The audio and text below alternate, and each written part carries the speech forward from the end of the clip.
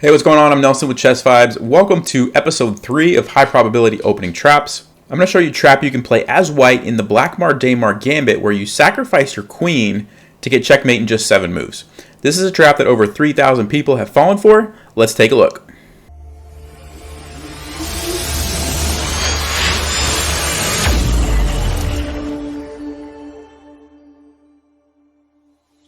So the Blackmar-Diemer Gambit is very interesting because you can arrive at it 2 different ways.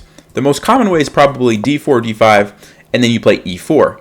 But if you start with e4 and your opponent plays the center counter or the Scandinavian defense with d5, you can transpose into the Blackmar-Diemer Gambit by playing d4. So regardless of how you want to start the game, e4 or d4, you could still end up in this position. So since this pawn is undefended, usually black will just take it. And then you can play f3 offering another pawn. Now, if black doesn't take it at this point, you're going to recapture his pawn and have a nice control of the center, so usually they'll just take it. And after knight takes f3 and knight f6, you play the move bishop to c4, and you're lining up on this f7 pawn. That's going to be important very soon. All right, so at this point, let's stop and take a minute and think about what your opponent is probably going to try to do. Well, most players like to castle fairly early in the game, and they can't do that if this bishop is undeveloped, so they'd like to move this pawn and get this bishop out. But there's a general rule that if you move a pawn up and block a bishop in, that's not really great. You want to get your bishop out before you move the pawn up.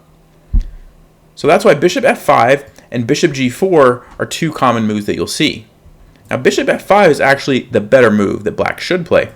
But over 3,000 people have went with this other option, bishop g4.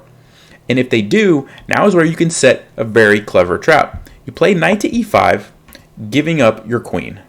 And if black fails to see what you're planning and takes the queen, well then... You've been bamboozled! It's all over for him. You've got 2 pieces lined up on f7 now, so you can capture with the bishop, and black's king has nowhere to go as the knight covers both of these squares. So it's game over in just 7 moves. So I've backed up to this position, and now let's suppose that your opponent actually notices what's happening. They see that, oh, I'm about to get checkmated, I can't take the queen. What are they going to do instead? Well, one move that comes to mind is playing e6 to block the bishop so that you can no longer take on f7. The problem with that is this g4 bishop is also being attacked by the knight and the queen. So you can simply capture it, and after they recapture, you take with the queen. You just got yourself a free piece, and it should be an easy game from here on out. Another move that your opponent might consider is bishop to h5 because it controls the f7 square. So this is no longer checkmate. They'll simply capture your bishop. But if they do that, you can do another queen sacrifice, capture on h5, and after the knight takes your queen, guess what?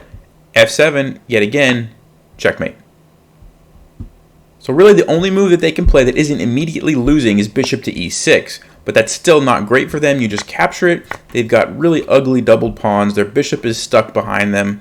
Your knight is doing awesome, and it can't be chased away by any pawns because both of the pawns that could normally chase it away are gone.